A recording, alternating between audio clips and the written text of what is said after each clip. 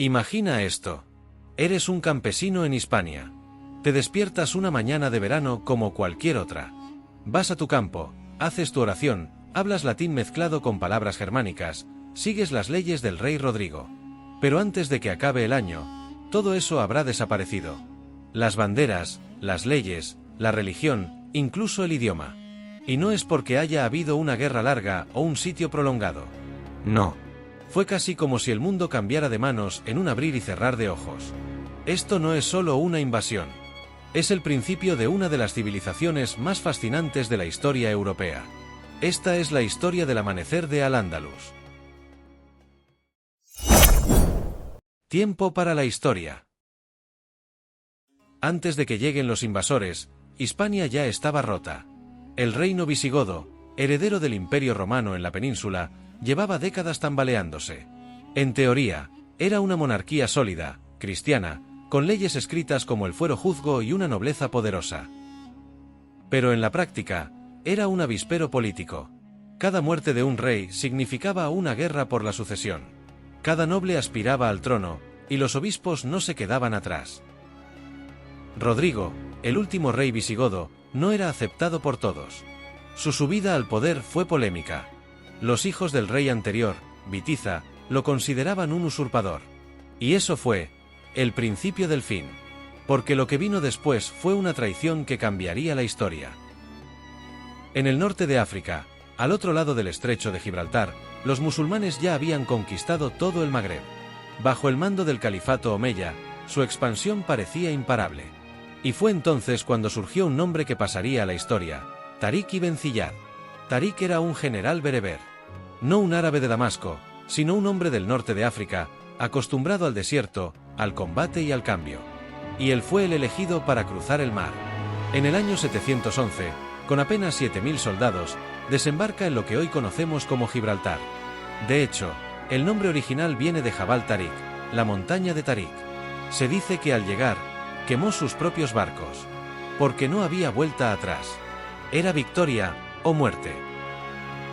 Rodrigo, al enterarse del desembarco, reúne un ejército. Numeroso, sí, pero dividido. Algunos de sus hombres no le eran leales. Entre ellos, los propios nobles que buscaban su caída. En algún punto del sur, cerca del río Guadalete, los dos ejércitos se encuentran. La batalla fue feroz, pero breve. Porque en medio del combate, ocurrió lo impensable: los aliados de Witiza, los que estaban en el bando visigodo, traicionaron a Rodrigo. El ejército se desmoronó. La caballería se dispersó. Rodrigo desapareció. Nunca más se supo de él. ¿Murió en combate? ¿Escapó disfrazado de monje? La leyenda no lo aclara. Lo que sí sabemos es que ese día terminó el reino visigodo. Un sistema entero, una cultura, un modo de vida, colapsó en una jornada de traición. Tras la batalla, no hubo resistencia efectiva. Los musulmanes avanzaron con rapidez, conquistando una ciudad tras otra. Toledo, la capital visigoda, cayó casi sin lucha. Córdoba, Sevilla, Mérida, todas ellas pasaron a manos musulmanas en pocos años. ¿Por qué tan fácil? Porque muchos hispanogodos no vieron al invasor como enemigo. Vieron una oportunidad, una alternativa al caos del reino visigodo.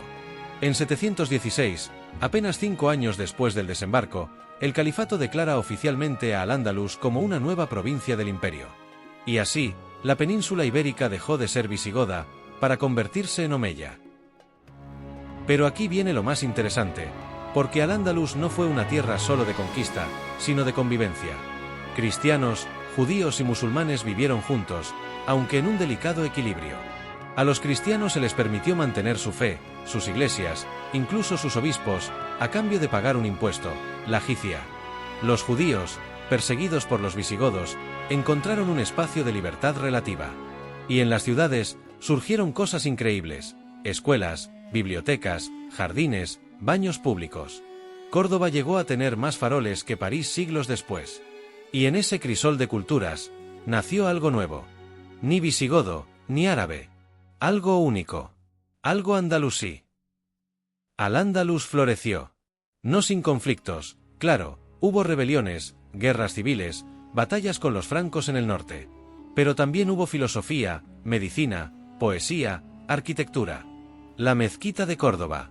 La Alhambra. Las traducciones de textos griegos al árabe, y luego al latín, que regresarían a Europa y ayudarían a despertar el Renacimiento. Todo eso comenzó con ese primer desembarco en 711. El amanecer de Al-Ándalus no fue solo una conquista. Fue un renacimiento. Un cambio radical. Un punto de inflexión.